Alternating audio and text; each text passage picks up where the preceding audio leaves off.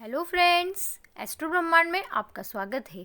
मैं हूं आपकी एस्ट्रोलॉजर श्वेता आंवले और मैं लाई हूं आपके लिए learn free astrology online. Okay friends, last video में हमने केंद्र, त्रिकोण, त्रिक, उपचय भाव, योग कारक, मारक, समग्रह क्या होते हैं ये देखा था। आज इस वीडियो में हम मेष, वृषभ, मिथुन, कर्क लग्न के लिए कौन से योग कारक, मारक, समग्रह है वो देखेंगे। तो आइए गाइस स्टार्ट करते हैं। मैंने आपको बताया था कि सूर्य और चंद्रमा है ना, इनके पास एक एक राशि होती है गाइस, हमारी 12 राशियों में है ना। और बाकी जितने भी ग्रह हैं उन सभी के पास दो दो राशियां होती है। जैसे सूर्य के पास एक राशि है सिंह, चंद्रमा के पास एक राशि होती है कर्क, बुध के पास दो राशि है कन्या और मिथुन, शुक्र के पास भी दो राशि है तुला और वृषभ, मंगल के पास भी दो राशि होती है वृश्चिक और मेष, गुरु के पास भी दो राशि होती है मीन और धनु, शनि के पास भी दो राशि होती है कुंभ और मकर। तो आइए गाइस को समझिए, ये हमारी मेष लग्न की कुंडली है गाइस, ठीक है, आपको विजिबल है ये। हाँ, ये हमारी किसकी, मेष लग्न की कुंडली है। अब आप इसको समझिए, क्योंकि ये इसलिए मेष लग्न की कुंडली क्योंकि ये पहला हाउस है हमारा, है ना, ये हमारा फर्स्ट हाउस है ना। ये पहले घर में एक नंबर लिखा है, एक नंबर मतलब क्या होता है, मेष राशि, ठीक है। दूसरे घर में क्या लिखा है, दो नंबर मतलब वृषभ राशि, तीसरे घर में मिथुन, चौथे में कर्क, पांचवें में सिंह, छठे में कन्या, सातवें में तुला, आठवें में वृश्चिक, नौवें में धनु, 10वें घर में मकर राशि है, 11वें घर में कुंभ राशि और 12वें घर में मीन राशि, है ना। तो ये एक नंबर से ये यहाँ पे स्टार्ट हुई है पहले घर में, तो एक नंबर मतलब मेष राशि होती है और मेष राशि का स्वामी मंगल होता है। तो यहाँ पे लग्न क्या हो गया, मेष लग्न हो गया और लग्नेश क्या हो गया, यहाँ पे मंगल हो गया। अब एक चीज़ समझिए, योग कारक ग्रह क्या होते हैं, मैंने आपको लास्ट वीडियो में बताया था। जो भी हमारे अच्छे घरों के मालिक होते हैं वो कुंडली में योग कारक ग्रह कहलाते हैं। अच्छे घर के मालिक कौन होते हैं, केंद्र, मैंने आपको बताया था ये चारों घर हमारा केंद्र होता है। 1, 5 और 9 इसको त्रिकोण बोलते हैं, है ना। 6, 8, 12 हमारा त्रिक भाव होता है। 2 और 7वां जो होता है वो हमारा मारक हाउसेस होते हैं, ठीक है। और जो 3, 6, 10 और 11 ये हमारे उपचय भाव होते हैं, ठीक है। मैंने आपको समझाया था लास्ट वीडियो में। अब आप इस चीज़ को देखिए कि अगर आपकी लग्न कुंडली में जो एक पहले घर का स्वामी, पांचवें घर का स्वामी और 9वें घर का स्वामी है ना, इन 3 घर का स्वामी हमेशा उस लग्न के लिए, इसको त्रिकोण बोलते हैं ना, 1, 5, 9 इसको क्या बोलते हैं, कुंडली में त्रिकोण बोलते हैं। तो कोई सा भी लग्न हो, चाहे आपका वृषभ लग्न हो, चाहे मिथुन लग्न हो, जो भी लग्न हो, लेकिन हर लग्न में पहले घर का स्वामी, पांचवें घर का स्वामी और 9वें घर का स्वामी उस कुंडली के लिए योग कारक ग्रह कहलाएगा, क्योंकि ये त्रिकोण के स्वामी होते हैं, ये सदा शुभ फल देते हैं। चाहे उसकी, मैंने आपको बताया कि एक एक ग्रह की दो दो राशियां होती है। मान लीजिए जैसे कि यहाँ पे तो जैसे ये है, ठीक है, लग्न अब यहाँ पे क्या है, एक नंबर है ना, एक मतलब मेष लग्न है ये, ठीक है। अब मंगल के पास दो राशि है, एक राशि क्या है, मंगल के पास वृश्चिक भी है, तो वो बेड हाउस में है ना, त्रिक भाव में है, वृश्चिक राशि लिखी है यहाँ पे 8 नंबर की, तो उससे कोई फर्क नहीं पड़ेगा। अगर ये त्रिकोण में अगर उसकी राशि है और दूसरी राशि अगर किसी गलत भाव में भी प्लेस हो जाती है तब भी वो योग कारक ग्रह की कैटेगरी में ही आएगा, इस बात को ध्यान रखिए, है ना। तो अब आइए इसको हम समझते हैं। तो यहाँ पे योग कारक ग्रह क्या हो गया, एक नंबर मतलब क्या हो गया, मेष राशि, मेष राशि का स्वामी कौन है, मंगल, और वो लग्नेश भी है। लग्नेश हर कुंडली के लिए, हर लग्न के लिए जो भी उसका लग्नेश होता है वो हमेशा योग कारक ग्रह ही होता है, ये बात ध्यान रखिए, है ना, चाहे वो गलत भावों का स्वामी हो तब भी, ठीक है।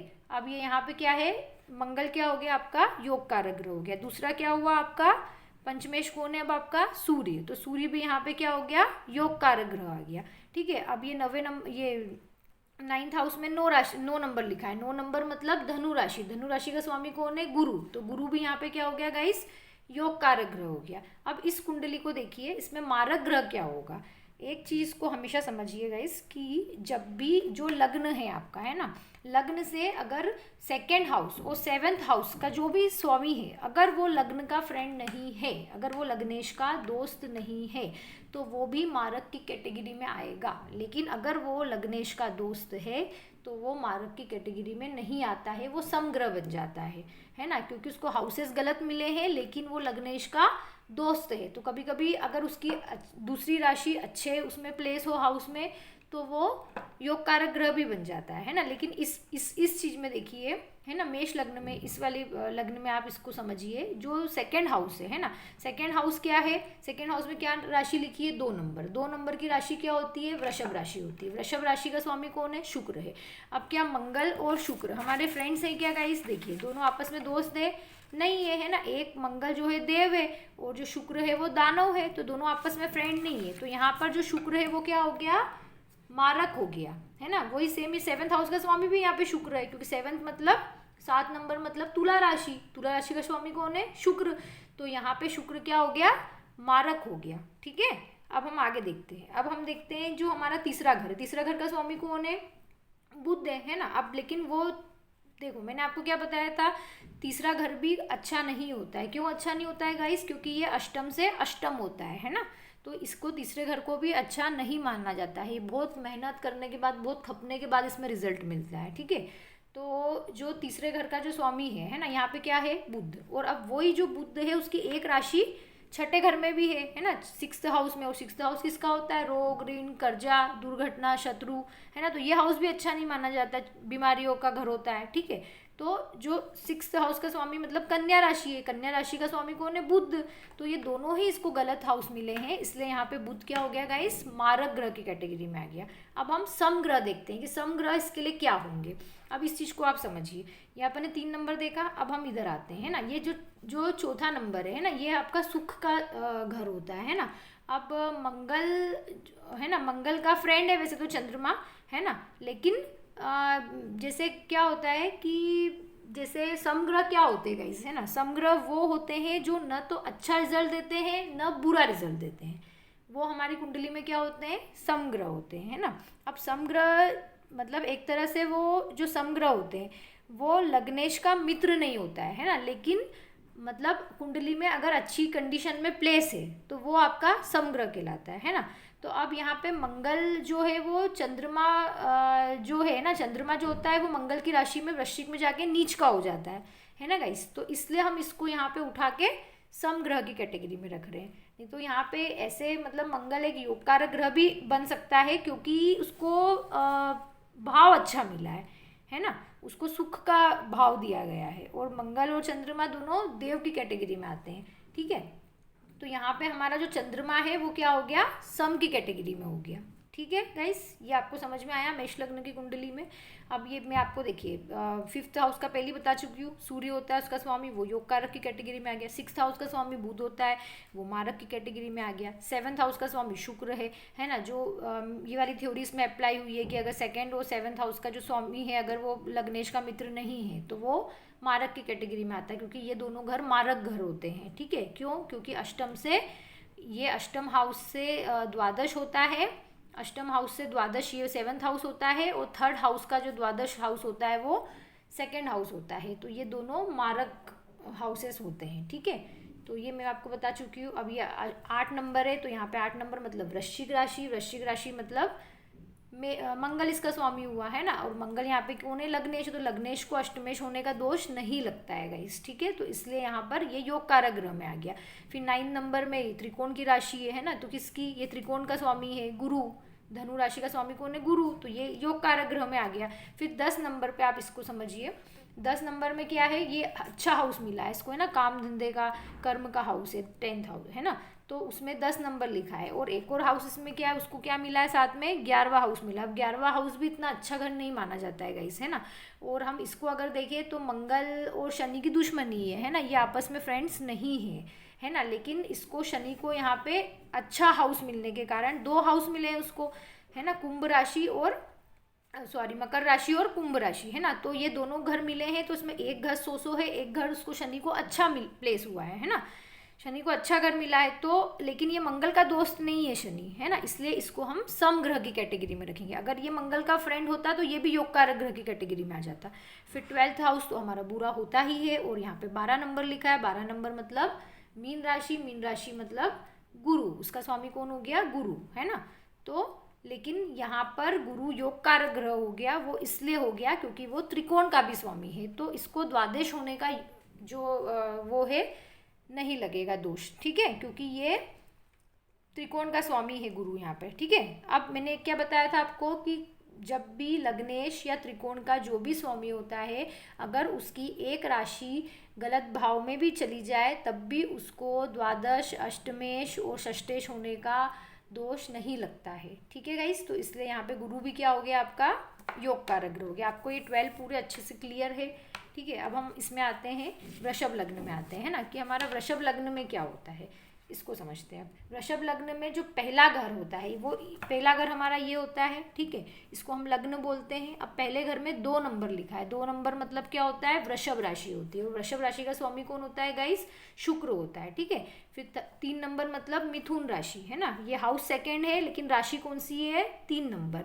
ये हाउस थर्ड है लेकिन राशि क्या है, 4 नंबर की राशि का मतलब क्या होता है, कर्क राशि। ये हाउस फोर्थ है लेकिन राशि क्या है, सिंह राशि है ना, 5वीं राशि है। ये हाउस फिफ्थ है लेकिन राशि कौन सी है, 6 नंबर की राशि। 6 नंबर की राशि क्या है, कन्या राशि। ये हाउस 6 है लेकिन राशि कौन सी है, 7 नंबर की राशि कौन सी होती है, तुला राशि। हाउस 7 राशि कौन सी है, वृश्चिक राशि, 8 नंबर की, ठीक है। ये हाउस 8वां हाउस बोलते हैं इसको, ठीक है। अष्टम भाव होता है ये। और इसमें राशि क्या लिखी है, 9 नंबर की राशि क्या होती है, धनु। 10 नंबर की राशि क्या होती है आपकी, मकर। 11 नंबर की कुंभ, 12 नंबर की मीन और 1 नंबर मतलब ये 12वां हाउस है और 1 नंबर की राशि क्या हो गई, मेष राशि। इसको समझ में आ गया आपको, लग्न, ठीक है। ये हमारा लग्नेश होता है, ठीक है। लग्न होता है और इसका जो स्वामी होता है वो लग्नेश होता है। लग्न क्या है यहाँ पे, 2 नंबर मतलब वृषभ लग्न। और लग्नेश क्या हो गया यहाँ पे, शुक्र, क्योंकि वृषभ का स्वामी कौन होता है, शुक्र होता है। तो शुक्र हमेशा इसमें योग कारक ग्रह की कैटेगरी में आएगा, ठीक है। अब हम आगे इसको समझते हैं। पंचमेश और जो नवमेश होता है वो भी हमेशा योग कारक ग्रह की कैटेगरी में आता है, चाहे कोई भी लग्न हो, है, ठीक है गाइस। तो यहाँ पर पंचमेश क्या है, बुध। अब बुध के पास इसके अलावा एक और राशि है यहाँ पे, 3 नंबर है ना। 3 नंबर मतलब मिथुन राशि। तो बुध को ये सेकेंड हाउस भी मिला है ना। लेकिन पंचमेश होने के कारण इसको, अगर वो गलत भाव का भी स्वामी होगा तो उसका दोष नहीं लगेगा, चाहे वो लग्नेश का फ्रेंड हो चाहे ना हो। इस बात को हमेशा ध्यान रखिए, ठीक है गाइस। तो जो देव, आप एक चीज़ को समझिए, कोई भी लग्न हो उसमें जो जैसे सपोज करिए कि अगर देव कैटेगरी के लग्न है ना। जैसे अगर देव की कैटेगरी में क्या आता है, सूर्य आता है, गुरु आता है, मंगल आता है, चंद्र आता है। अगर इन चारों की जो भी राशियाँ होती है ना, इन चारों ग्रह के पास जो जो राशियाँ हैं, अगर उनसे उनका लग्न स्टार्ट होता है तो वो हमेशा अपने फ्रेंड्स को ही अच्छे डिपार्टमेंट देंगे, है ना।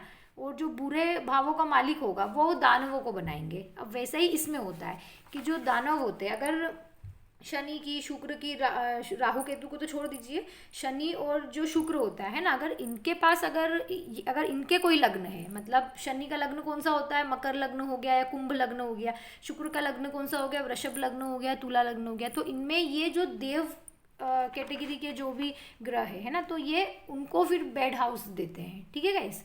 तो है ना, जो देव जो कैटेगरी के ग्रह है वो अपने ही फ्रेंड्स को अच्छे हाउस प्रोवाइड करते हैं। और जो दानव कैटेगरी के जो भी ग्रह आते हैं तो वो अपने ही फ्रेंड्स को अच्छे ग्रह अलॉट करते हैं और बाकी देव को फिर वो बेड हाउस 6, 8, 12 त्रिक भावों का स्वामी बनाते हैं, है ना। तो ये रूल चलता है, इस चीज़ को समझिए। अब हम इसमें देखते हैं।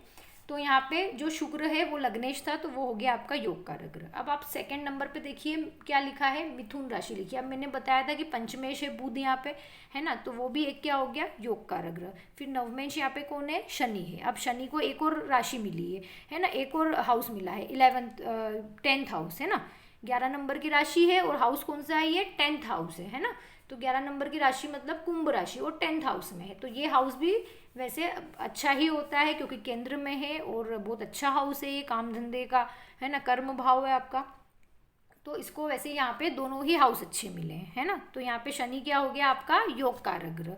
अगर एक हाउस अगर शनि को यहाँ भी मिला होता, लेकिन अगर उसको नवम भाव मिला है ना, नवमेश है अगर शनि, तो वो हमेशा योग कारक ग्रह होगा, चाहे उसकी एक राशि गलत भाव में भी प्लेस हो जाए। लेकिन यहाँ पर तो अच्छे भाव में प्लेस है क्योंकि 10th हाउस मिला है उसको, ठीक है गाइस। तो शनि भी यहाँ पे क्या हो गया, योग कारक ग्रह। अब हम आगे देखते हैं इस कुंडली के लिए मारक ग्रह कौन से होंगे।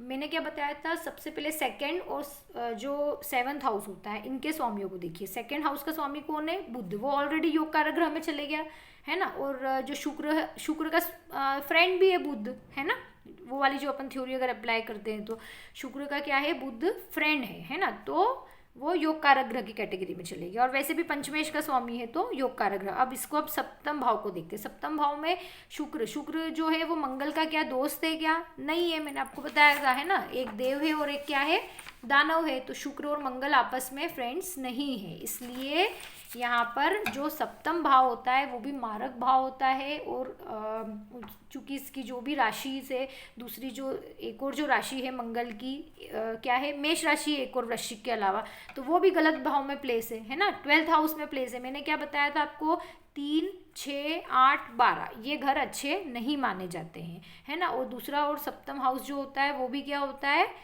वो भी अच्छा नहीं माना जाता है ना, वो मारक कहलाता है। और ये त्रिक भाव है ना।